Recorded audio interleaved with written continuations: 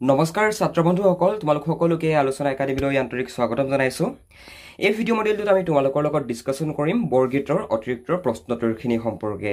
তোমালোকৰ পৰীক্ষাত কেৱল মাত্ৰ পাঠ্যপুথিত থকা প্ৰশ্নকেইটাই যে আহিব তেনে নহয় তোমালোকৰ পৰীক্ষাত এনেকুৱা ধৰণে তোমালোকৰ ভিতৰৰ পৰাও কিছুমান প্ৰশ্ন দি থাকে সো হেতু কাৰণে আজিৰ এটো ক্লাছ সম্পূৰ্ণ শেষলৈকে চাবা তোমালোকৰ যিখিনি ইম্পৰ্টেন্ট পাঠৰ ভিতৰত থকা যিখিনি কোৱেশ্চন আনসাৰ গুটেখিনি তোমালোকক আজি আমি এই মডেলটোত আমি শিকাম তো এক নম্বৰ কোৱেশ্চনটো হৈছে যে কি বৰগীতৰ লক্ষণ সম্পৰ্কে চমুকৈ লিখা এই প্ৰশ্নটো যদি তোমালোকৰ পৰীক্ষাত আহে তেনেহলে ইয়াৰ পৰা ম্যাক্সিমাম তোমালোকক দিব 4 নম্বৰ নতুবা 3 নম্বৰ এতিয়া এনেকুৱা ধৰণৰ প্ৰশ্নবিলাকত তোমালোকে সদায় পইণ্ট কৰি কৰি লিখিবা কিন্তু পইণ্ট কৰি কৰি লিখাৰ আগতে তোমালোকে এটা ইন্ট্ৰোডাকশন দি লবা উদাহৰণস্বৰূপে কি বুলি লিখা হৈছে মন কৰা শংকৰদেৱ আৰু মাধৱদেৱৰ দ্বাৰা ৰচিত আধ্যাত্মিক ভাৱ সম্পন্ন গীতসমূহকে তোমাৰ বৰগীত বোলা হয় জেনেৰেলি আজি আমি যে বৰগীত শুনিছো আমি যে বৰগীত গাইছো হে বৰগীতসমূহ মেইনলি তোমাৰ মহাপুৰুষ শংকৰদেৱ আৰু শ্ৰী শ্ৰী মাধৱদেৱে ৰচনা কৰা হয়নে আৰু বৰগীতসমূহ একচুয়ালি আধ্যাত্মিক ভাৱ সম্পন্ন মানে বৰগীত বুলি কোৱাৰ লগে লগে তাত এটা আধ্যাত্মিকতা সোমাই আছে তাৰ মানে বৰগীতৰ যেটো ভাৱটো সদায় আধ্যাত্মিকতাৰ লগত জড়িত শংকৰদেৱ নতুবা মাধৱদেৱৰ দ্বাৰা ৰচিত যিমান বৰগীত আছে প্ৰতিটো বৰগীতেই আধ্যাত্মিকতাৰ লগত জড়িত বুজি পাইছা ভাৱ ভাষা আৰু বিষয়বস্তুসমূহ সমসাময়িক অন্যান্য গীতৰ পৰা পৃথক তথা শ্ৰেষ্ঠ হোৱাৰ বাবে এই গীতসমূহক উচ্চ স্থানত ৰাখিছে তাৰ মানে আমি সমসাময়িক সময়ত তাৰ মানে আমি কন্টেম্পৰেৰী টাইমত যদি আমি চাবলৈ যাওঁ তেনেহলে বাকি যিসমূহ গান আছে বাকি যিসমূহ গীত আছে কবিতা আছে সেইবোৰৰ তুলনাত বৰগীতসমূহ যথেষ্ট পৃথক হয়নে বৰগীতৰ ভাষা পৃথক বৰগীতৰ ভাৱ পৃথক বৰগীতৰ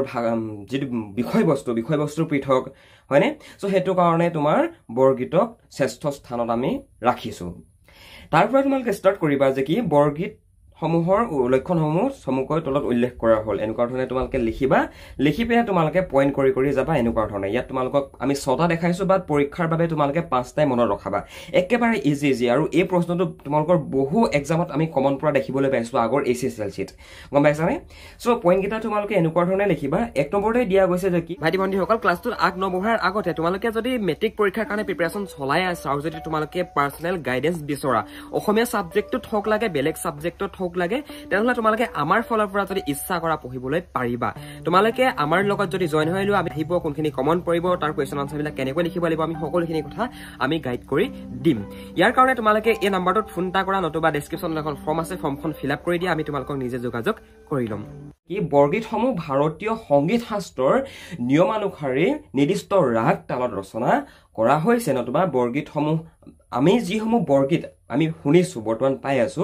হে বৰগীতসমূহৰ এটা নিৰ্দিষ্ট ৰাগ হে বৰগীতসমূহৰ এটা নিৰ্দিষ্ট তাল আছে এটা নিৰ্দিষ্ট ৰাগ এটা নিৰ্দিষ্ট তাল আছে কথাটো বুজি পাইছা নে সো হেতু কাৰণে এক নম্বৰ পইণ্টটো তোমালোকে এনেকুৱা ধৰণে লিখিব পাৰা দুই নম্বৰতে লিখিবা বৰগীতৰ ভাষা বজ্ৰাৱলী যিমান বৰগীত আমি পাই আছো বৰগীতসমূহৰ যি ভাষা বৰগীতসমূহ মেইনলি বজ্ৰাৱলী ভাষাত ৰচনা কৰা নতুবা লিখা গৈছে হেতু কাৰণে সৰ্বসাধাৰণ মানুহে বৰগীত ঘপককৈ বুজি নাপায় মানে যে বৰগীতত কি কৈছে কিয়নো তাৰ ভাষাই বেলেগ হয়নে ওকে নেক্সট মন কৰা বৰগীতসমূহ আধ্যাত্মিক ভাৱ সম্পন্ন আৰু ভগৱানৰ মাহাত্ম্য প্ৰকাশক নতুবা এনেকুৱা ধৰণে লিখিব পাৰা বৰগীতসমূহ ঈশ্বৰৰ মাহাত্ম্য প্ৰকাশক গীত এনেকুৱা ধৰণে তোমালোকে লিখিলেও নম্বৰ পাই যাবা তাৰ মানে বৰগীতসমূহ মেইনলি আমি যদি বৰগীতৰ মূল ভাৱটো চাবলৈ যাওঁ তেনেহলে বৰগীতসমূহ হৈছে আধ্যাত্মিক ভাৱ সম্পন্ন গীত পৰীক্ষাৰ বাবে তোমালোকে এনেকুৱা ধৰণে মনত ৰাখা যে কি বৰগীতসমূহ হৈছে আধ্যাত্মিক ভাৱ সম্পন্ন গীত প্ৰতিটো বৰগীততেই আধ্যাত্মিকতা আমি দেখিবলৈ পাওঁ প্ৰতিটো বৰগীততেই যিজনে ৰচনা কৰিছে উদাহৰণস্বৰূপে শংকৰদেৱ নতুবা মাধৱদেৱে যিসমূহ বৰগীত ৰচনা কৰিছে তাত ভগৱানৰ কথা কোৱা গৈছে তাত এটা আধ্যাত্মিকতা সোমাই আছে হয়নে নেক্সট লিখিবা যে বৰগীতসমূহ নৱবৈষ্ণৱ ধৰ্ম প্ৰচাৰৰ উদ্দেশ্যে ৰচিত আমাৰ অসমৰ প্ৰেক্ষাপটত যদি আমি চাবলৈ যাওঁ তেনেহলে শ্ৰীমন্ত শংকৰদেৱ মাধৱদেৱৰ সময়তে আমাৰ অসমত নৱবৈষ্ণৱ ধৰ্মৰ তোমাৰ আৰম্ভ হৈছিল সো হে ধৰ্ম প্ৰচাৰৰ বাবেও তোমাৰ বৰগীতসমূহ হেতু সময়ত মানে ৰচনা কৰা গৈছিল মানে নৱবৈষ্ণৱ ধৰ্ম প্ৰচাৰৰ উদ্দেশ্যে মানে বৰগীতসমূহ ৰচনা কৰা গৈছে আৰু আমি যদি বৰগীতসমূহত মন কৰো তেনেহলে তোমালোকৰ এক নম্বৰ মানে যেটো চেপ্টাৰটো তুমি মন কৰাচোন তাত মানে সোৱা মানে কি হয় কথাটো যে আমাৰ হিন্দু ধৰ্মত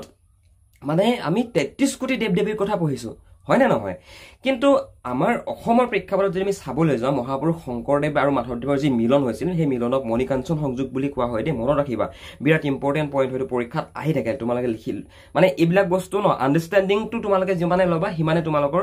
এইবিলাক বস্তু মনত থাকিব মানে সেইকাৰণে মই কৈ দিছোঁ মহাপুৰুষ শংকৰদেৱ আৰু মাধৱদেৱৰ যি মিলনক তোমাৰ মণিকাঞ্চন সংযোগ বুলি জনা যায় আচল কথাটো এইটো আছিলে যে হিন্দু ধৰ্মত চাবলৈ গ'লে ৩৩ কোটি দেৱ দেৱীক মানে পূজা কৰে কিন্তু নৱবৈষ্ণৱ ধৰ্মত যদি আমি চাবলৈ যাওঁ তেনেহ'লে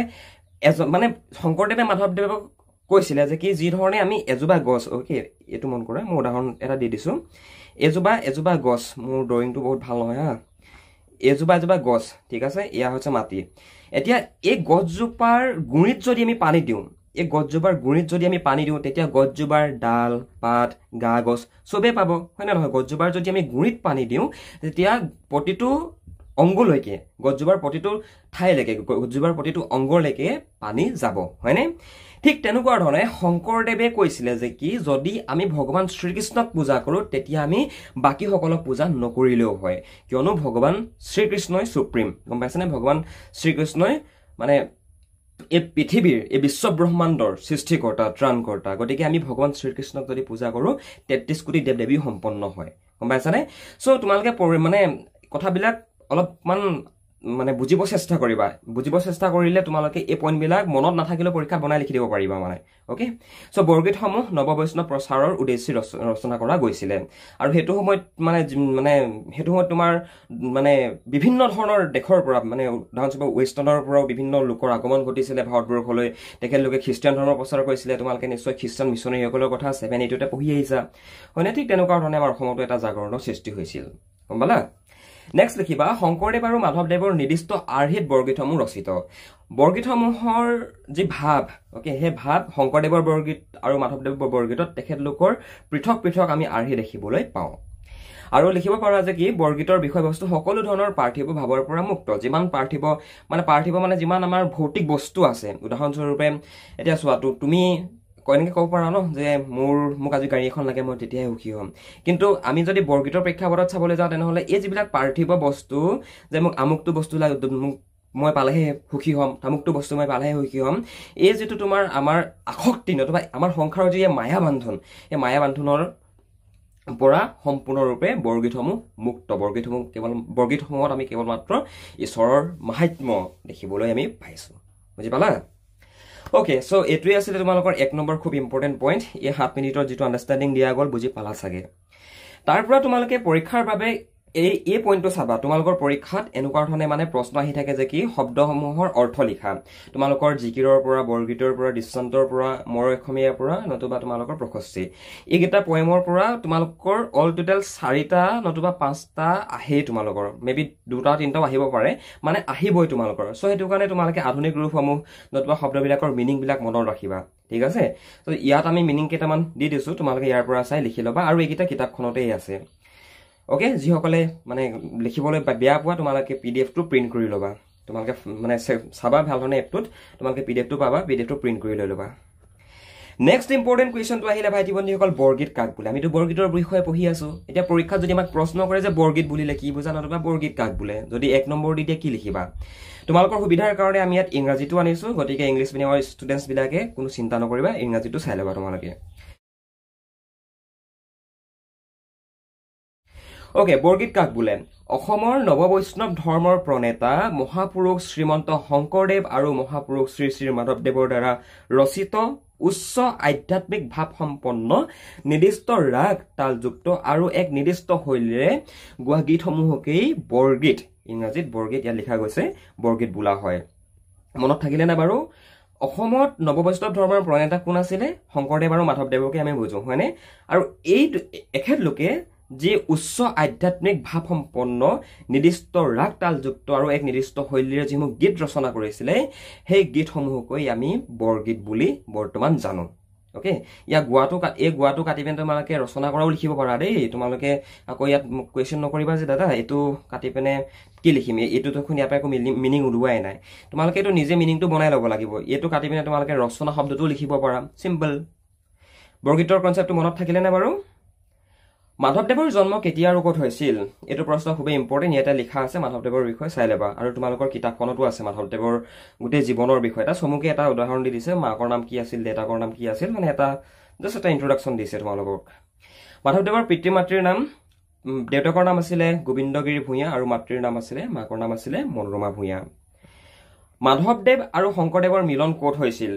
মাধৱদেৱ আৰু শংকৰদেৱৰ মিলন ধুৱাহাট বেলগুৰিত হৈছিল আৰু এটা কথা মনত ৰাখিবা শংকৰদেৱ আৰু মাধৱদেৱৰ মিলনক কি বুলি কোৱা হয় এইটো প্ৰশ্ন তোমালোকৰ আহিব পাৰে তোমালোকে ক'ব পাৰা যে দাদা এইটো দেখোন আউট অফ চিলেবাছৰ প্ৰশ্ন বাট আহিলে কি কৰিবা যদি আহি যায় গম পাইছানে চ' পৰীক্ষাৰ বাবে মনত ৰখাই থবা আৰু ফিউচাৰটো তোমালোকৰ প্ৰয়োজন হ'ব এইটো প্ৰশ্ন যে শংকৰদেৱ আৰু মাধৱদেৱৰ মিলনক মণিকাঞ্চন সংযোগ বুলি কোৱা হয় বুজি পালা এতিয়া মাধৱদেৱৰ গুৰু কোন আছিল মাধৱদেৱৰ গুৰু আছিল শ্ৰীমন্ত শংকৰদেৱ মানে শ্ৰীমন্ত শংকৰদেৱৰ শিষ্য আছিল মাধৱদেৱ বুজিলা মানে ছাত্ৰ আছিল আৰু তোমালোকৰ ভাষাত ক'বলৈ গ'লে ওকে মাধৱদেৱৰ সাহিত্যিক জীৱনৰ কীৰ্তিস্তম্ভ কি one of the most important question guys এই প্ৰশ্নটো তোমালোকৰ পৰীক্ষাত মানে 99.9% চান্স আছে এইটো প্ৰশ্ন অহা মাধৱদেৱৰ সাহিত্যিক জীৱনৰ কীৰ্তিস্তম্ভ কি মাধৱদেৱৰ সাহিত্যিক জীৱনৰ কীৰ্তিস্তম্ভ হৈছে নামঘোষা তোমালোকে নিশ্চয় নামঘোষা কীৰ্তন ঘোষাৰ বিষয়ে নিশ্চয় শুনিছা হয়নে এতিয়া এই কনচেপ্টটো সদায় মনত ৰাখিবা যে নামঘোষা বুলি ক'লে নামঘোষা হৈছে মাধৱদেৱৰ সাহিত্যিক জীৱনৰ কীৰ্তিস্তম্ভ আৰু শংকৰদেৱৰ সাহিত্যিক জীৱনৰ কীৰ্তিস্তম্ভ হৈছে কীৰ্তন ঘোষা গতিকে মনত ৰাখিবা নামঘোষা ইজ ইকুৱেল টু মাধৱদেৱ আৰু Kirtan Ghosha is equal to Sankardev এনেকুৱা ধৰণে তোমালোকে মনত ৰাখিব পাৰা মানে মনত ৰখোৱা মানে কিছুমান টেকনিক আছে গম পাইছানে তোমালোকে বিভিন্ন ধৰণৰ ফৰ্মেট টেকনিক ফলো কৰিব পাৰা তোমালোকে মোক ইয়াত কুৱেশ্যন কৰিলে নহ'ব যে দাদা আপুনি ইয়াত কি মেথছৰ নিচিনা মানে ইজ ইকুৱেল ইনটু কৈ আছে তো মানে বস্তুবিলাক তোমালোকে এনেকৈ মনত ৰাখো বুলি ক'লেও পাৰা মানে অ'কে নেক্সট মন কৰা মাধৱদেৱৰ বৰগীতৰ সংখ্যা কিমান মানে মাধৱদেৱে কিমানটা বৰগীত ৰচনা কৰিছিল এতিয়া এইটো এটা খুবেই এটা মানে কমপ্লিকেটেড কুৱেশ্যন হয় তোমালোকৰ কিতাপত দিয়া আছে 157 কিন্তু এটা কথা মনত ৰাখিবা ইয়াত নোট বুলি লিখাও গৈছে যে যিসকল পণ্ডিতসকলে কিন্তু মাধৱদেৱৰ দ্বাৰা তেখেতে ৰচনা কৰা বৰগীতৰ সংখ্যা 191টা বা 9 কৰি 11টা বুলি যিসকল পণ্ডিতসকলে অনুমান কৰিছিল সৰি ইয়াত কৰিছে বুলি লিখা আছে এতিয়া চোৱা মানে বিভিন্ন ধৰণৰ প্ৰাকৃতিক কাৰণৰ বাবে বিভিন্ন ধৰণৰ ভৌগোলিক কাৰণৰ বাবে প্ৰাকৃতিক কাৰণৰ বাবে যেহেতু শংকৰদেৱ আৰু মাধৱদেৱ আজিৰ পৰা বহু দিনৰ আগতে তেখেতলোকে এইবিলাক ৰচনা কৰিছিলে হয়নে গতিকে কালক্ৰমত বিভিন্ন ধৰণৰ প্ৰাকৃতিক ৰিজনত মানে নেচাৰেল ৰিজনত প্ৰাকৃতিক কাৰণত বৰগীতসমূহ ধ্বংস হৈ গ'ল মানে কিছু সংখ্যক বৰগীত বুজি পালা এতিয়া তোমালোকে যদি এখেতলোকে লিখা মানে আমাৰ গুৰু কেইজনে লিখা বৰগীতসমূহক যদি চাবলৈ বিচৰা তেনেহ'লে সত্ৰসমূহ যাব পাৰা আমাৰ আউনতি সত্ৰ যাব পাৰা বিভিন্ন ধৰণৰ আমাৰ অসমত সত্ৰ আছে ন মাজুলীত তো তাত যাব পাৰা তোমালোকে অলৰাইট নেক্সট কুৱেশ্যন আহিলে যে মাধৱদেৱৰ বৰগীতৰ মূল ৰস কি মাধৱদেৱৰ দ্বাৰা ৰচনা কৰা যিসমূহ বৰগীতসমূহৰ মূল ৰস হৈছে দাস্যমূলক ভক্তি ৰস এতিয়া মোক কুৱেশ্যন কৰিব পাৰা যে দাদা দাস্যমূলক ভক্তি ৰস মানে কি চোৱা মাধৱদেৱে তেখেতৰ দ্বাৰা ৰচিত যিসমূহ বৰগীতসমূহত মাধৱদেৱে নিজকে দাস হিচাপে তোমাৰ ভগৱানৰ ওচৰত অৰ্পণ কৰিছে এতিয়া মোৰ যদি কোনোবা দাস থাকে তেতিয়া মই তাক যি কওঁ সি তাকেই শুনিব মোৰ প্ৰতি সি সদায় মানে একাগ্ৰ হৈ থাকিব সি নিজকে মোক অৰ্পণ কৰিব হয়নে ঠিক তেনেকুৱা ধৰণে মাধৱদেৱে ভগৱান শ্ৰীকৃষ্ণৰ ওচৰত তেখেতে নিজকে দাস হিচাপে অৰ্পণ কৰিছে মানে মাধৱদেৱে মানে তেখেতৰ দ্বাৰা যিসমূহ তেখেতে বৰগীত ৰচনা কৰিছিলে সেই বৰগীতৰ মূল ভাৱেই হৈছে তোমাৰ দাস্যমূলক ভক্তিৰস গম পালা যিসকলে আনচাৰবিলাকৰ মিনিংবিলাক বুজি পোৱা নাই আগৰ ক্লাছটো কৰি আহিবা তাত তোমালোকৰ বাবে গোটেইখিনি কুৱেশ্যনৰ আনচাৰ ভালধৰণে আমি এক্সপ্লেইন কৰি দিছোঁ মাধৱদেৱৰ বৰগীতত কি ভাৱৰ প্ৰকাশ অধিক ঘটিছে বালস্য ভাৱৰ প্ৰকাশ দাস্য আৰু সাম্য ভাৱৰ প্ৰকাশ ঘটিছে এতিয়া বালস্য দাস্য সাম্য ভাৱ কি হয় আগৰ ক্লাছবিলাক চাই আহিবা তাত তোমালোকক এইখিনি ভালধৰণে বুজোৱা গৈছে মাধৱদেৱৰ দ্বাৰা ৰচিত ঝুমুৰা কেইখন কি মাধৱদেৱৰ দ্বাৰা ৰচিত ঝুমুৰা কেইখন হৈছে কি লিখা আছে মন কৰা চুৰধৰা পিম্পৰা গুচোৱা ভোজন বিহাৰ ভূমি লেটোৱা ইত্যাদি তোমালোকৰ কবি পৰিচয়টোত আৰু পাঠবোধত তোমালোকৰ এই পইণ্টকেইটা আছে যে তেখেতে কি ঝুমুৰা ৰচনা কৰিছিলে তেখেতে কি তত্ত্বমূলক গ্ৰন্থ ৰচনা কৰিছিলে তাতে দিয়া গৈছে হয়নে গতিকে তোমালোকে সেইবিলাক চাই লিখো বুলি ক'লেও পাৰিবা মাধৱদেৱৰ দ্বাৰা ৰচিত তত্ত্বমূলক গ্ৰন্থ কি